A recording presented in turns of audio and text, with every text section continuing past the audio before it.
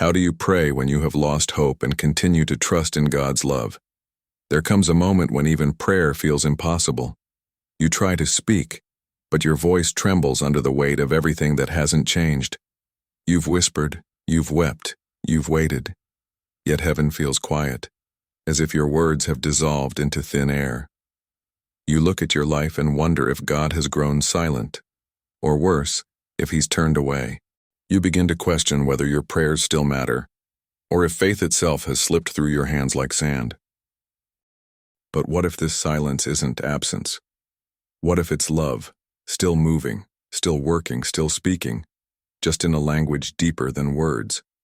What if the emptiness you feel is not the end of prayer, but the beginning of a new one, the kind that doesn't rise from your lips but from the quiet surrender of your heart?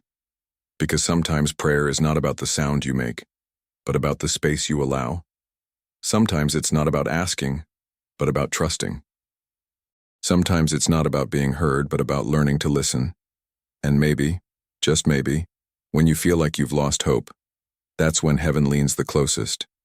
So if you're standing in that place right now, wondering how to pray when your faith feels faint and your soul is tired, this message is for you. Because even in the silence, even in the waiting, even in the ache you can't put into words, God's love has never stopped listening. There's a kind of silence that feels heavier than sound, the kind that fills a room after you've prayed for so long that your words begin to lose their meaning. You sit there, staring at the same ceiling, whispering the same pleas, and somewhere between exhaustion and surrender, your faith begins to ache. You used to feel something when you prayed, a warmth, a reassurance, a presence. Now, all you feel is distance. And yet, even in that emptiness, something sacred is happening. Because the silence that feels like abandonment is often the space where God starts to rebuild what despair has broken. You don't notice it right away. At first, you only feel the weight, the long pauses between your questions and his answers. You wake up, and it's still there. That lingering stillness, that holy quiet that tests your patience and stretches your heart. You start to think maybe you've done something wrong. Maybe your prayers are too small. Maybe your faith is too weak. But what if this is not punishment? What if it's purification? What if God is not ignoring you but inviting you into a deeper kind of prayer? One that doesn't need words to be heard. Because true prayer begins where language ends. It's the sigh that escapes your chest when you've run out of explanations. It's the tear that falls before you can stop it. It's the moment you stop trying to convince God to act and start trusting that he already is. This is where love does its most beautiful work, in the quiet corners of surrender, when all your defenses are down and all that's left is truth. You don't have to speak for God to know. You don't have to explain what he already sees. Maybe that's why the silence feels so uncomfortable, because it's stripping away every illusion of control. When the noise fades, so do the distractions, and all that remains is you, raw, exposed, and waiting. But that's exactly where God wants to meet you. Not in the noise of constant asking, but in the stillness of being. Because in that stillness you begin to realize something profound. Prayer was never about informing God of your pain. It was about allowing his presence to transform it. In the silence, you discover that faith isn't measured by how loud you can pray, but by how still you can remain when nothing moves. Hope is not the absence of struggle. It's the decision to stay even when everything in you wants to walk away. God's love isn't always thunder. Sometimes it's a whisper that speaks only when your world becomes quiet enough to hear it. So maybe the silence isn't a void after all. Maybe it's a sacred classroom, where patience becomes strength, surrender becomes worship, and trust becomes prayer. Maybe God has not stopped listening. Maybe he's teaching you to hear him differently. Because before every miracle comes a moment of quiet, a stillness that looks like nothing but feels like preparation. And the moment you stop fighting that silence and start breathing inside it, you realize you were never waiting for God to speak. He was waiting for you to listen. There are seasons when heaven feels so quiet that you start to question if your prayers are getting lost somewhere between earth and eternity. You close your eyes, whisper words that once felt alive and now they fall flat against the air. You used to sense God everywhere, in the warmth of the morning light, in the rhythm of your breath, in the small miracles that reminded you He was near. But lately the world feels muted.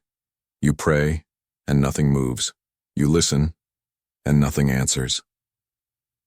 And deep down, a painful question begins to form. Has God stopped speaking to me? But silence is not the absence of God. It's the presence of His patience. It's the quiet voice that asks you to trust what you cannot hear. The silence you fear isn't punishment. It's a sacred pause. Because sometimes God withholds His voice not to distance Himself, but to deepen your faith. If He spoke in every moment, your trust would depend on sound. But when He is silent, you learn to believe without proof, to walk without sight, to rest without clarity. That's not abandonment, that's intimacy. The truth is, silence has always been God's most profound language. When He created the world, His words shaped light. But when He shaped hearts, He used silence. That's why His greatest work in you often happens when you feel nothing at all. In those quiet stretches where you can't trace His hand, He's still holding your heart. The silence between your prayers and His answers is not empty. It's alive. It's filled with the slow, deliberate movement of love rearranging what you can't see yet. You see, we often mistake comfort for presence. We think that if we don't feel God, He must have stepped away. But feelings are fleeting. His love is not. It's constant, steady, and unchanging. Even when your world is shaking. Silence isn't His retreat. It's His reminder that faith was never meant to rest on emotions. Because faith built on feeling crumbles when storms come, but faith built on trust stands firm when everything else falls apart. When heaven feels quiet, it's often because God has already spoken, and now He's waiting for you to move. He's given you peace to follow, scripture to anchor you, and strength to keep walking. Silence is the place between instruction and revelation, between your obedience and His outcome. It's the waiting room of transformation. The question isn't whether God is silent. It's whether we're still long enough to hear what silence is saying. This stillness is not empty air. It's the breath of preparation. God's silence stretches your soul so that when His answer comes, you'll be able to carry it. It refines your patience, enlarges your faith, and roots your heart in something that no noise could ever teach you. When heaven feels silent, it's not a wall, it's a womb. Something is growing there, slowly, quietly, unseen. So the next time you pray and the only response you hear is quiet, don't panic. Don't walk away. Sit in it. Breathe in it, because that silence is sacred. It's God's way of saying, stay close, I'm still here. And though you can't hear His voice right now, one day you'll look back and realize that His silence was never stillness. It was strategy. It was love, teaching you how to believe even when all you had left was trust. There's a secret that only silence can reveal, that God's love does its deepest work in the unseen. While you're crying out for change, while you're watching doors close and time slip through your fingers, heaven is quietly moving behind the curtain of your understanding. You can't see it, you can't measure it, but every unanswered prayer, every delay, every detour carries fingerprints of divine purpose. God isn't ignoring you. He's building something that requires your patience to receive it. When nothing seems to move, you assume God has paused. But what if He's only changed directions, working from the inside out instead of the outside in? We want visible proof, immediate results, and open signs. But God's greatest miracles are often invisible until they're complete. He works beneath the surface, where roots grow, in the places that no one applauds, no one notices, and no one celebrates. Because His goal was never just to fix your circumstances. His goal was to form your heart. And that's why His love hides its work. If He showed you everything He was doing, faith would have no room to grow. You would see the process and rush the plan. You'd interrupt what was meant to unfold. So instead, He cloaks His miracles in mystery, allowing you to feel the tension between your prayers and his timing. He lets you wonder. He lets you stretch, because the stretching is where strength is born, and the silence is where trust matures. Think of the seed that disappears beneath the soil. It looks buried, forgotten, lifeless. But what's really happening is resurrection, slow, quiet, sacred. That's how love works in you. When you feel buried, you are not dead. You are being planted. The pressure around you, the darkness that confuses you, the waiting that wears you down, all of it is preparation for something that can only bloom through surrender.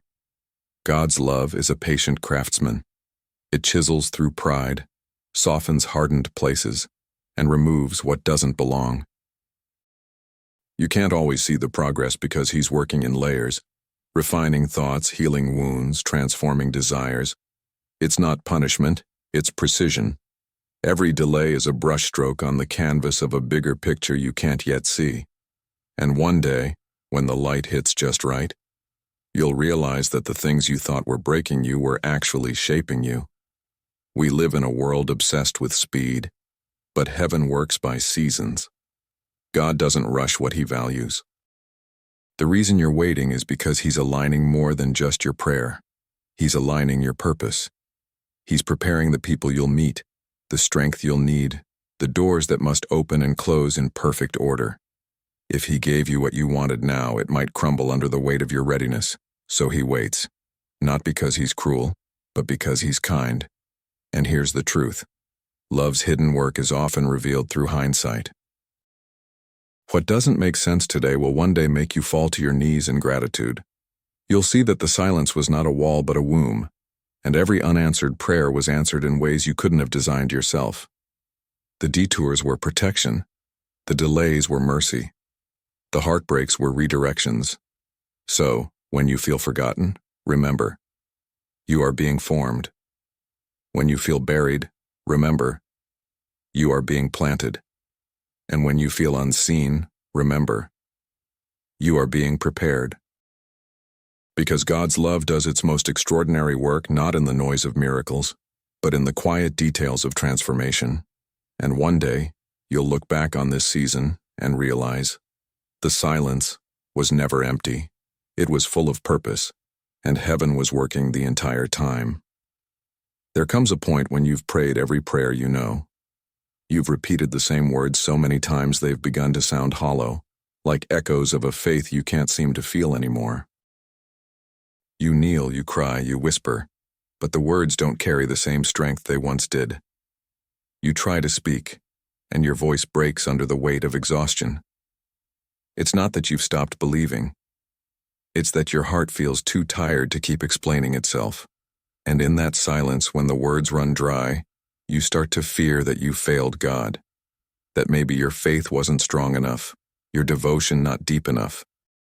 But the truth is, this silence, this stillness, this wordless ache, might be the purest prayer you've ever prayed. Because prayer was never about eloquence. It was never about saying the right things in the right order. It was always about honesty.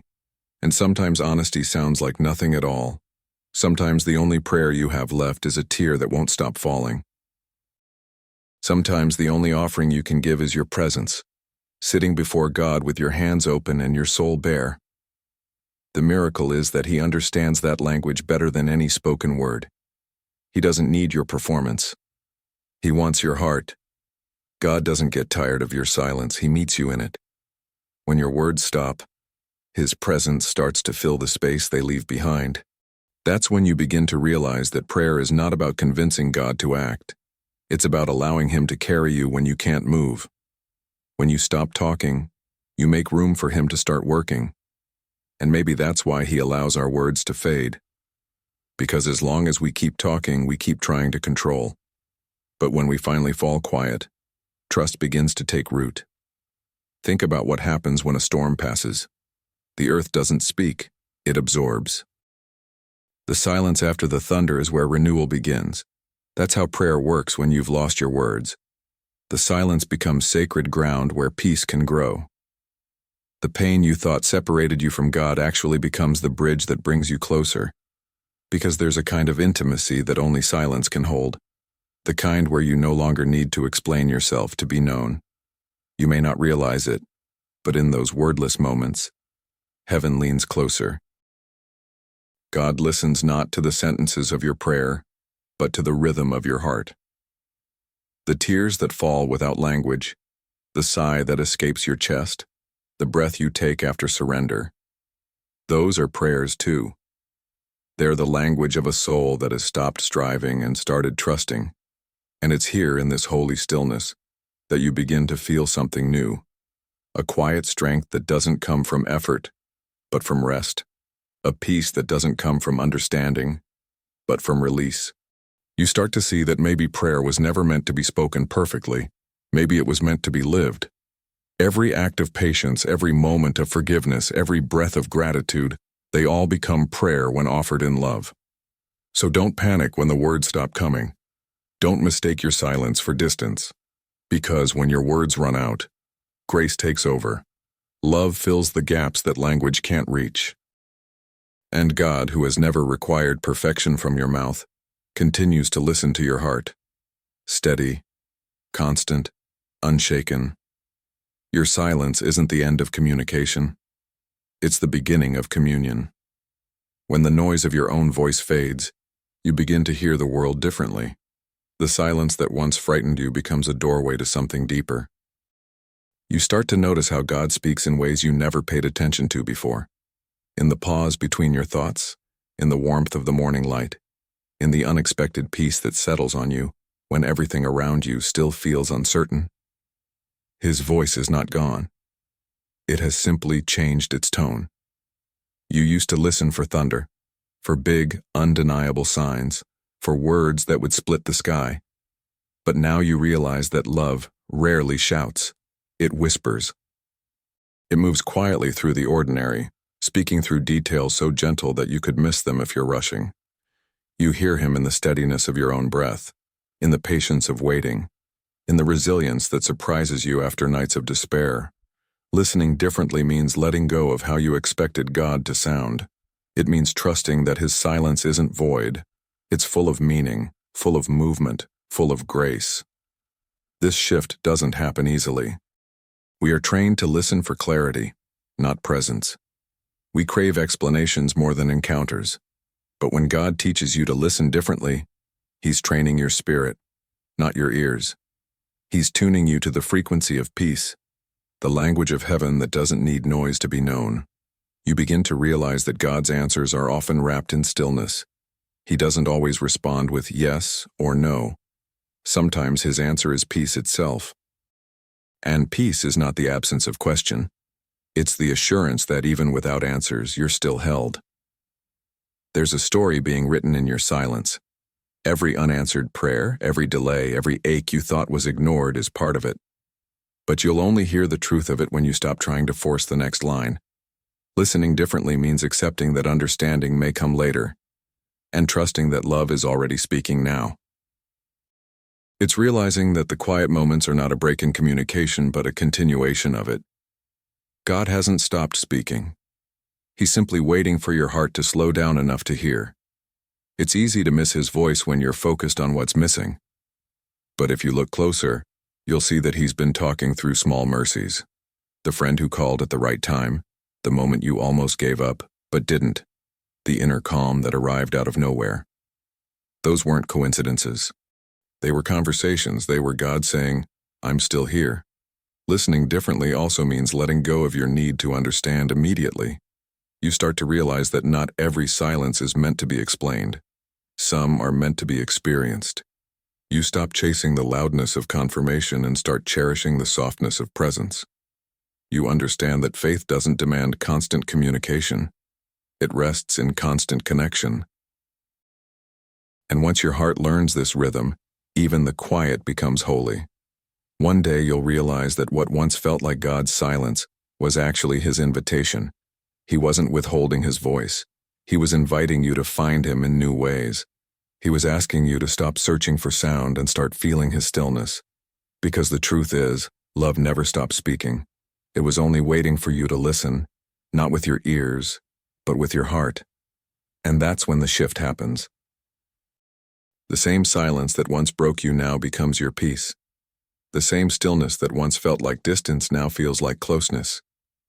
You no longer chase the noise of answers, because you've learned to rest in the quiet assurance that God is always speaking, and His love is always near.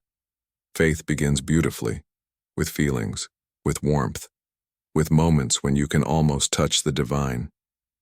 But then there comes a point where all the emotions fade, and what's left is quiet endurance. You wake up and don't feel the same spark. You pray and don't sense the same peace.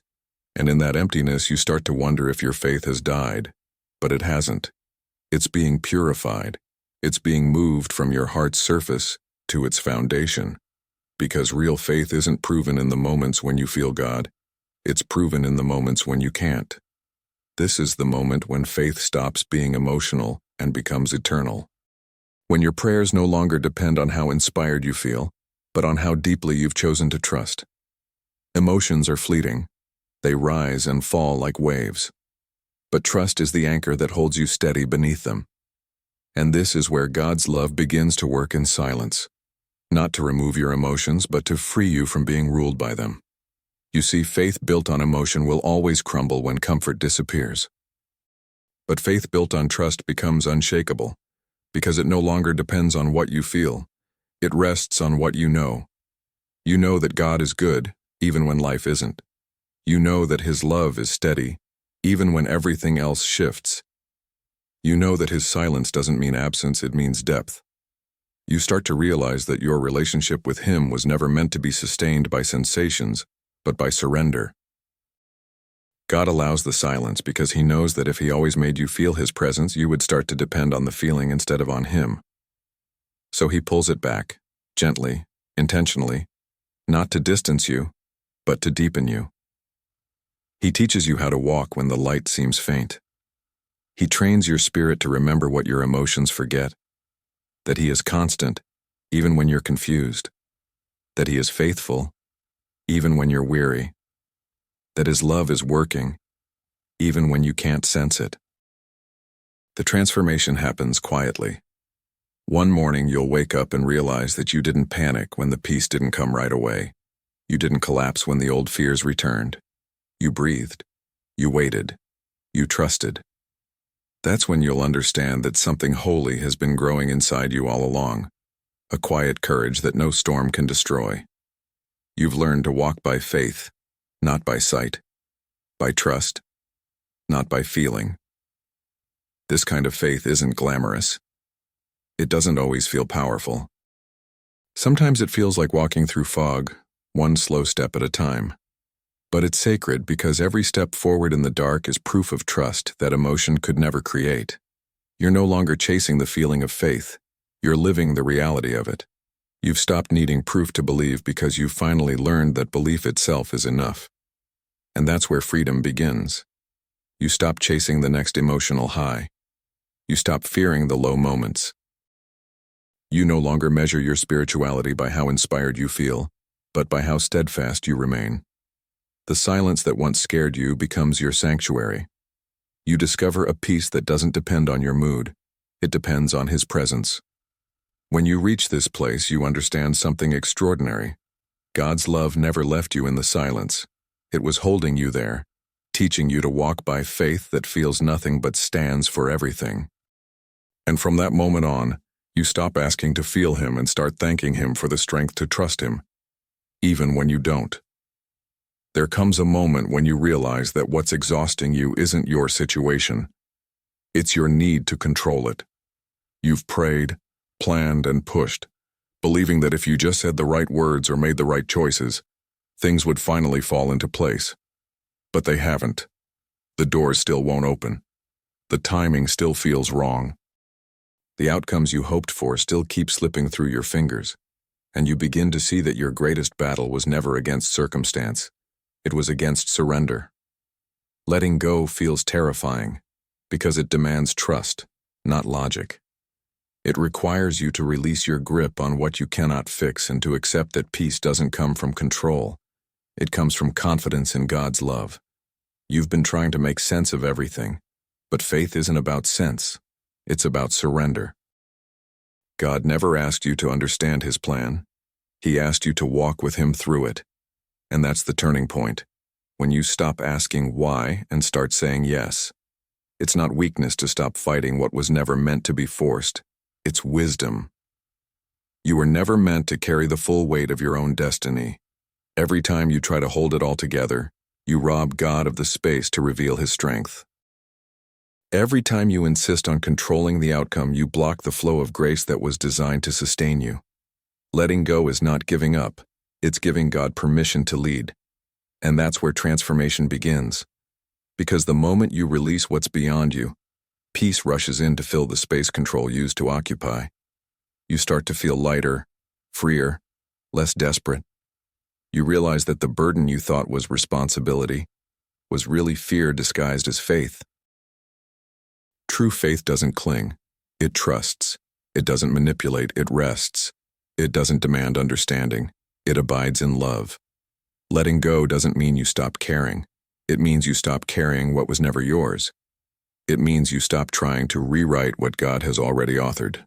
You begin to recognize that His timing is not a delay, it's protection. His redirection is not rejection, it's preparation. Every closed door was not an obstacle, it was a shield. Every silence was not punishment, it was grace at work in disguise. And as you release, you begin to sense something shift within you. The anxiety that once ruled your thoughts begins to quiet. The need to know what's coming next fades into a calm curiosity. You stop running ahead of God and start walking beside Him. You stop praying for control and start praying for alignment. Because the truth is, the miracle was never in what you were trying to hold on to. It was in the peace that came when you finally let go. Letting go doesn't mean you'll never feel fear again. It means fear no longer drives your decisions. It no longer dictates your prayers. You learn to stand still in the storm and say, even if I don't understand this moment, I trust the one who does. And that trust, quiet, unseen, steady, becomes the soil where new beginnings grow. So if you're in that place right now, where control is slipping away, where plans are falling apart, where you can't see the next step, don't fight it. Don't force it. Take a breath, open your hands, and release it. Because the moment you stop clinging, you'll discover what you were never meant to lose, your peace. And in that peace, you'll hear it. A whisper from God's love saying, now, let me take it from here. Waiting has a way of revealing who we are. It stretches our patience, tests our faith, and exposes our deepest fears. It's in the waiting that hope begins to ache and time feels heavier than it should. You start to wonder if you've been forgotten. You look around and see others moving forward while you remain still, praying the same prayer, walking the same circle, waiting for a door that won't open. But here's what most never realize. The waiting is not punishment. It's preparation. It's where God's love proves itself faithful in ways that only stillness can reveal. When you're waiting, it feels like nothing's happening. But heaven is never still. The delay you're fighting against is often the very thing protecting you. God is aligning what you can't see. He's rearranging the pieces, shaping the timing, and strengthening your heart so that when the moment comes, you'll be ready to carry the blessing, not collapse under it. Every unanswered prayer has a purpose attached to it. Every pause has a hidden promise inside. We think waiting means nothing is moving, but waiting is where faith grows roots. It's where trust stops being theory and becomes reality. Because in the waiting, you don't have control. All you have is confidence in the unseen. It's here that God's love becomes your anchor, not because He's moving faster, but because you're learning to move slower. You're learning to stop measuring your life by progress and start measuring it by peace. There's a reason why some of the most powerful moments in Scripture happened in silence. Joseph spent years in a prison before stepping into purpose. Moses wandered the desert before leading people to freedom. Even Jesus waited 30 years before his ministry began. Heaven's timing is perfect, but it rarely matches ours. And yet, in every delay, love was working. Not one moment wasted. Not one prayer unheard. Not one tear unseen. The waiting teaches you how to worship without conditions. When you can thank God even when nothing has changed, that's when faith becomes unshakable. It's no longer tied to outcomes. It's tied to His character. Waiting becomes holy when you stop seeing it as wasted time and start seeing it as sacred space, a place where God refines your motives, reshapes your desires, and rebuilds your strength. There's something beautiful that happens when you stop demanding and start resting. You stop praying for the clock to move and start trusting the one who holds it. You begin to see that what you thought was a pause was really a gentle hand saying, "Not yet, but soon." Because love never denies. It delays until the foundation is ready. The longer you wait, the more complete the promise becomes. And one day when the waiting ends, you'll look back and see it clearly. That the delays were not detours, they were direction. That the silence was not distance, it was strategy. That the waiting was not wasted, it was where you learned to walk by faith and not by sight. You'll realize that the miracle didn't happen after the waiting. It happened within it. Because the version of you who enters the promise must be stronger, wiser, and softer than the one who started praying for it. So if you're still waiting today, don't rush it. Don't despise it. Let God's love stretch your patience and steady your heart. The same love that placed you in the waiting will be the love that walks you out of it. Not empty, not forgotten, but prepared. Because waiting is never wasted when it's in God's hands. It's where faith grows roots, peace takes shape, and love writes the next chapter in silence. Stillness is one of the hardest lessons love ever teaches. Because we are trained to believe that movement equals progress, that doing means achieving, that silence means absence. So when God asks us to be still, our minds resist. We fidget, we plan, we worry. We fill the space with noise because stillness feels like surrender, and surrender feels like loss. But in truth, stillness is not where you lose, it's where you are found. It's where the chaos quiets enough for you to finally hear the whisper that's been there all along. Be still and know that I am God. Stillness doesn't mean inactivity. It's not the absence of movement, it's the presence of peace. It's when your heart stops racing after what you can't control, and your soul starts resting in the one who can. It's when you stop running ahead of God and start walking beside Him. The world will tell you that slowing down means you're falling behind, but heaven measures life differently. In stillness, you stop chasing answers and start recognizing the presence that was already holding you together. This kind of peace doesn't come easily. It comes after the storm has stripped away everything unnecessary. It's born in the quiet after you've exhausted every effort and realize that no amount of striving can change what only surrender can. That's when stillness stops being something you fear and becomes something you crave.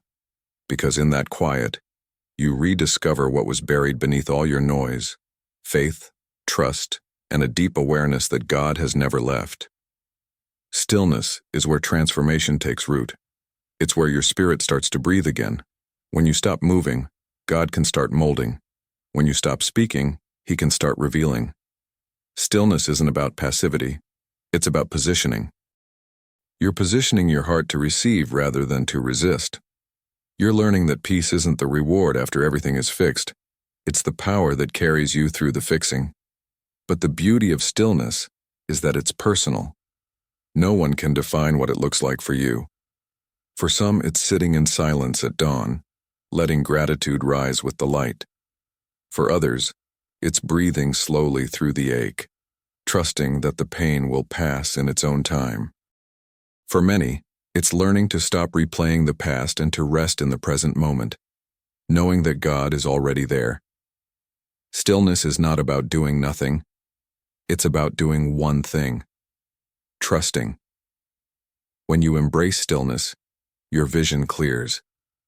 You begin to see that not every battle is meant to be fought, and not every question demands an answer. You understand that sometimes, peace comes not from pushing harder, but from letting go sooner. You realize that the strength you've been searching for has been growing quietly inside your surrender all along. And then, without warning, something shifts. The silence that used to scare you now feels sacred. The stillness that once felt empty now feels full. You stop fearing quiet because you've learned that God lives there.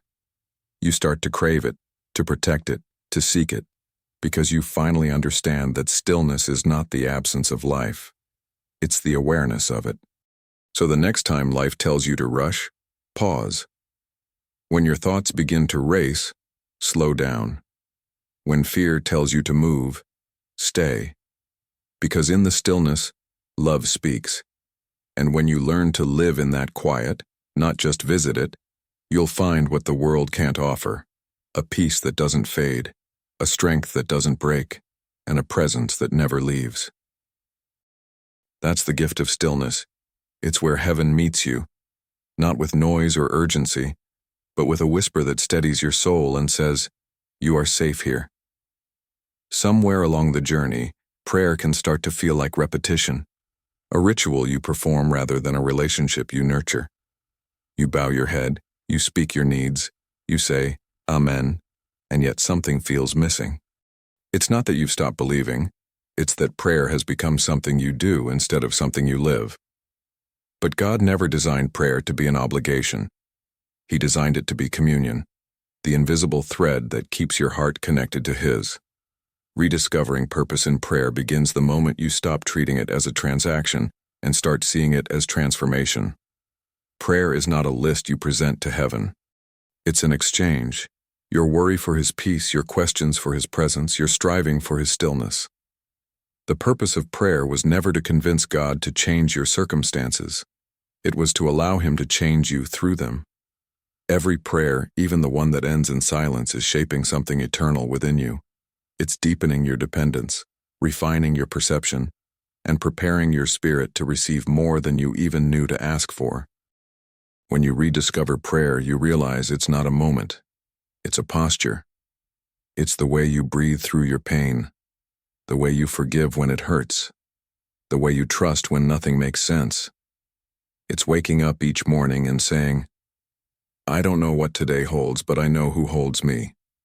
That's prayer too. You start to see that God listens not just to your words, but to your willingness to stay. Every time you choose faith over fear, you are praying. Every time you act with kindness when bitterness would be easier, you are praying. Every time you surrender your timing for His, you are praying. Prayer is no longer confined to moments on your knees. It becomes the rhythm of your soul. You find it in unexpected places, in laughter shared with a friend, in the quiet drive home, in the tears you hide, but heaven still counts. The more you live it, the less you need to perform it. You stop worrying about saying the right words and start focusing on bringing the right heart. Because God doesn't require perfection, He desires presence. He just wants you. And when you pray with that kind of authenticity, something shifts. You stop looking for results and start longing for relationship. You stop asking, "Why hasn't He answered?" and start realizing, He's already here. You begin to understand that prayer was never about changing God's mind. It was about aligning your heart with His. The purpose of prayer isn't to escape the storm, but to learn how to stand in it with peace. Rediscovering prayer means letting go of the idea that you need to feel something every time. You begin to trust that prayer works even when you don't sense its impact. It doesn't expire when the emotion fades. It expands in the silence. God takes every word, every whisper, every sigh, and weaves it into the story He's writing for you. Nothing is wasted, not one plea, not one tear, not one why. And that's the mystery of prayer. It changes everything. But most of all, it changes you. You enter prayer burdened and leave lighter. You enter afraid and leave assured. You enter searching for answers and leave reminded that you were never alone. That's what happens when you rediscover the purpose of prayer. It becomes less about asking for something to happen and more about becoming someone who can hold what's coming. So pray again, not because you have the right words, but because you have the right heart. Pray because even when you don't understand the silence, love is still listening. Pray because heaven hears even what you don't say. Pray because every time you do, you are not trying to change God. You are allowing His love to change you. There comes a point on the journey where you realize prayer no longer lives only in words. It starts breathing through your actions, your compassion, your quiet endurance. You stop separating what is spiritual from what is ordinary, because you begin to see that every act of kindness, every moment of forgiveness, every choice to love when it would be easier to turn away, is prayer in motion. Love becomes the language that heaven understands most clearly. It's no longer something you talk about. It's something you embody. This is what happens when the walls between your faith and your life begin to dissolve. You start to see that God's presence isn't confined to the moments when your eyes are closed. It's in every breath you take with intention. It's in the patience you show to someone who doesn't deserve it. It's in the strength you find to stay gentle when the world expects hardness. The most powerful prayers are often the ones lived quietly, unseen by anyone but God, where love becomes your default response instead of your last resort. When love becomes the prayer, you stop asking for miracles and start becoming one. You begin to realize that sometimes the answer to your own prayer is the compassion that flows through your hands, the forgiveness that leaves your lips, the grace that fills your silence. You start to see that being a vessel of love is more powerful than being the receiver of blessings. Because when love flows through you, you step into alignment with the very heart of God. And that's where transformation begins.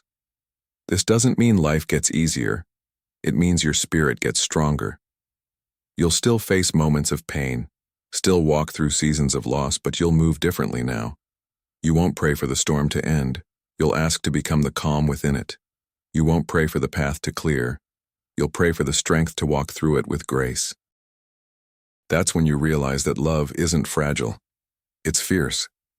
It's the quiet power that endures what fear can't touch.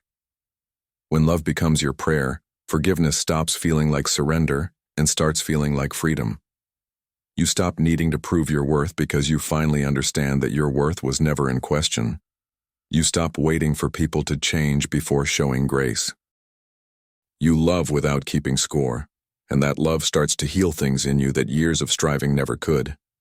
Because every time you choose love over resentment, patience over frustration, peace over pride, you are praying, not with your lips, but with your life.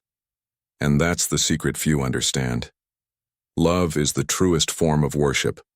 It's the reflection of divine mercy lived out in human form. Every time you love beyond logic, you echo heaven's language. Every time you serve without seeking credit, you speak fluently to the heart of God. The world may not notice, but heaven does. Because love never leaves heaven untouched. It always finds its way back as grace multiplied. So if words feel distant, if prayer feels quiet, don't force it. Just love.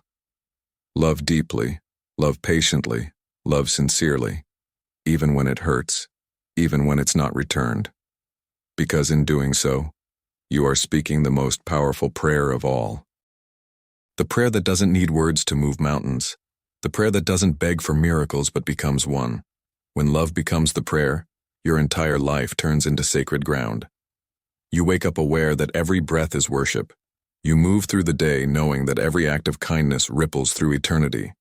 And when you lay your head down at night, you realize that even your rest is holy. Because love has been your prayer all along, and in God's eyes, that's enough. Faith has never been about seeing the path clearly.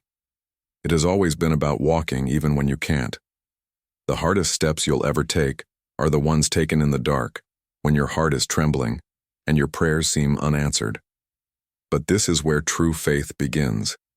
Not when everything makes sense, but when you choose to move forward despite the silence. Walking in unseen faith means trusting that even when you cannot trace his hand, you can still trust his heart. Every step of faith is a declaration that you refuse to be guided by what your eyes show you, but by what your spirit knows is true. The road of faith is not paved with certainty. It's built one step at a time through surrender. And the beauty of it is that you never walk alone. God walks beside you, even when you cannot feel him. He goes before you, even when you think you're lost. He remains behind you, guarding every fragile step you take toward hope. Walking in unseen faith requires courage, not the loud kind, but the quiet courage to keep believing when nothing changes.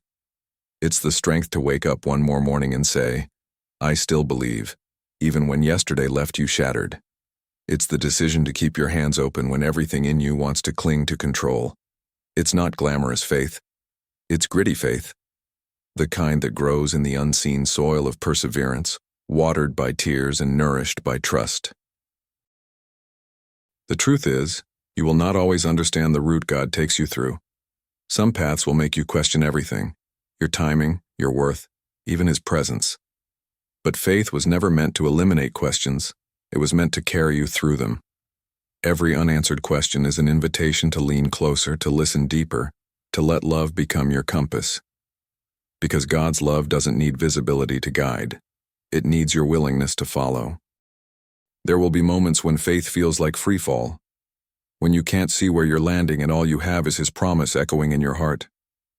But it's in those moments that heaven leans closer, because what feels like falling is often just God teaching you how to fly without fear, how to soar without sight.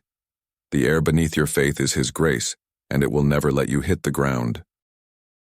Sometimes faith will ask you to walk alone, not because you are forgotten, but because solitude reveals what distractions can't. In that silence, you'll find your clarity. In that stillness, you'll hear the whisper that says, keep going. You are not lost. You are being led. And you'll realize that faith doesn't remove the fog. It gives you enough light to take the next step. That's all you ever need. As you continue walking, something changes inside you. The fear that used to paralyze you begins to lose its grip. The uncertainty that once drained you starts to transform into anticipation. You begin to see life differently, not as a puzzle to solve, but as a path to trust.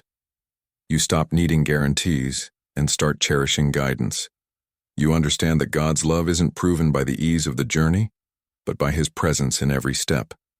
Faith is not about knowing where the road ends. It's about knowing who walks it with you. And when you realize that, every step, no matter how uncertain, becomes sacred. Because unseen faith is not blind. It's illuminated by love. It's not about closing your eyes. It's about opening your heart. And when you do, you discover that what once looked like darkness was never empty. It was filled with light you couldn't see yet. So keep walking. Keep believing. Even when the path disappears, even when the night feels long. Because the moment you take that next unseen step, heaven moves with you. Every act of faith sends ripples through eternity, proving that even in the dark, love still leads, and your soul still remembers the way home. Every storm has a way of making you forget what sunlight feels like. It shakes the foundation of everything you thought was steady, tearing through your plans, your peace, your certainty. You pray for it to pass, but it lingers, loud, heavy, relentless. Until one day, it doesn't. One day the wind softens, the rain slows. The silence that follows feels almost strange, because you've grown used to surviving. You step outside the wreckage, expecting to find only ruin, and yet you see something else. Somewhere in the debris, something small has begun to grow, something fragile yet alive, a bloom. This is the part of the journey most people don't see. The quiet rebirth that comes after you've walked through fire and rain. It doesn't happen all at once. Healing rarely does. But the miracle is that it does happen. The soil that was soaked in tears becomes the ground where new life takes root. What broke you has now made space for what will rebuild you. That's the power of God's love. It doesn't erase the storm. It transforms what it touched. The bloom after the storm doesn't grow because the pain was fair or deserved. It grows because grace refuses to let pain have the final word. You start noticing little things again. Laughter that doesn't feel forced, peace that doesn't need explanation, a kind of strength that feels quiet but unshakable. These are not coincidences. They are proof that love has been working in secret, turning your suffering into soil. Every scar becomes a reminder, not of what was lost, but of what survived. When God restores, He doesn't return you to what was. He rebuilds you into what you were meant to become. The person you are after the storm is different, softer, wiser, stronger. You've learned to appreciate the gentle light that follows darkness. You've learned that hope isn't naive. It's holy. Because only those who have faced despair can truly understand the miracle of hope. And you've learned that love was never gone, not even in the eye of the storm. It was holding you together, waiting for the right moment to reveal its beauty. You realize now that storms were never meant to destroy you. They were meant to uncover you, to strip away what was shallow, to reveal what was eternal. What felt like breaking was really becoming. Every piece that fell apart was making room for peace to enter. Every delay, every silence, every unanswered prayer was preparing this very moment. The moment when you would finally see that love never left. Not even once. And here's the miracle. The bloom after the storm doesn't just belong to you. It becomes a light for others still walking through their rain. Your survival becomes someone else's sign of hope. Your healing becomes proof that God's love is still alive and working in the world. You realize that your story, once marked by pain, has become a living testimony of restoration. A whisper to every weary soul that says, "Hold on, you will bloom again." The storm didn't define you, it refined you. The winds didn't erase your worth. They revealed your roots. The rain didn't drown you, and it cleansed the ground for new beginnings. And now, standing beneath the quiet sky, you finally understand. The storm wasn't the end. It was the turning of the soil, the breaking of the shell, the sacred prelude to growth. Because that's what love does. It turns loss into life, pain into purpose, ashes into gardens. You survived the storm, not by your own strength, but by His. And now, as you bloom again, remember this. You are living proof that even the most broken soul can flourish when watered by God's love. As it is written in Isaiah 61:3, He will give them a crown of beauty for ashes, a joyous blessing instead of mourning, festive praise instead of despair. This is what God's love does. It steps into the ruins of your heart and builds a garden no storm can touch. It takes every tear, every loss, every unanswered question, and transforms them into roots of new life. The pain that once broke you becomes the soil where grace grows deeper. So if you are standing in the aftermath right now, if all you see is what was taken, hold on.